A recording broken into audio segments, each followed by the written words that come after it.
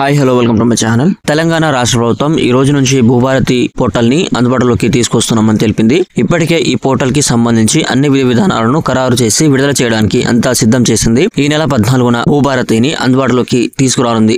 దీనికి సంబంధించి పూర్తి సమాచారం ఈ వీడియోలో అయితే తెలుసుకుందాం. మీరు కనుక మన ఛానల్ కి కొత్తగా వస్తే వెంటనే సబ్స్క్రైబ్ చేసుకోండి. అలాగే ఈ వీడియోకి లైక్ చేయడం మాత్రం మర్చిపోకండి. మరిన్ని వివరాలు మరియు పథకాల కోసం ఇప్పుడే మన వెబ్సైట్ ని ఫాలో అవ్వండి. ఇక వీడియోలోకి వెళ్తే తెలంగాణ రాష్ట్ర ప్రభుత్వం ధరణి ప్లేస్ లోను భూభారతి పోర్టల్ ని అందుబాటులోకి తీసుకురావడానికి డేట్ ను ఖరారు చేసింది. ఏప్రిల్ 14న అంటే ఈ రోజు భూభారతి పోర్టల్ ని అందుబాటులోకి తీసుకొస్తున్నట్టు రెవెన్యూ శాఖ మంత్రి తెలిపారు. ధరణిలో 33 మాడ్యూల్స్ ఉండేవి అని భూభారతిలో మాత్రం 6 మాడ్యూల్స్ ని అందుబాటులోకి తీసుకొచ్చారు. ఇంతకు ముందు ధరణిలో భూముల పరిష్కారం కలెక్టర్లకు మాత్రమే ఉండేది. కానీ ఆ అధికారాలు ఇప్పుడు ఆర్డీఓ, ఎంఆర్ఓ, కలెక్టర్లకు అందించబడింది. రాష్ట్ర ప్రభుత్వం దీనికోసం 3 మండలాల్లో పైలట్ ప్రాజెక్టుగా ప్రారంభించాలి అని అనుకుంటుంది. ఈ 3 మండలాల్లో భూభారతి సక్సెస్ అయితే తెలంగాణ రాష్ట్రం అంతటా ఈ విధానాన్ని తీసుకురావడం జరుగుతుందని రెవెన్యూ శాఖ మంత్రి పొంగులేటి శ్రీనివాసరెడ్డి తెలిపారు. తెలంగాణలో ఇప్పటికే భూ సమస్యలు ఉండి వాటిని పరిష్కరించుకోలేని రైతులకు ఇదొక మంచి అవకాశం కూడా.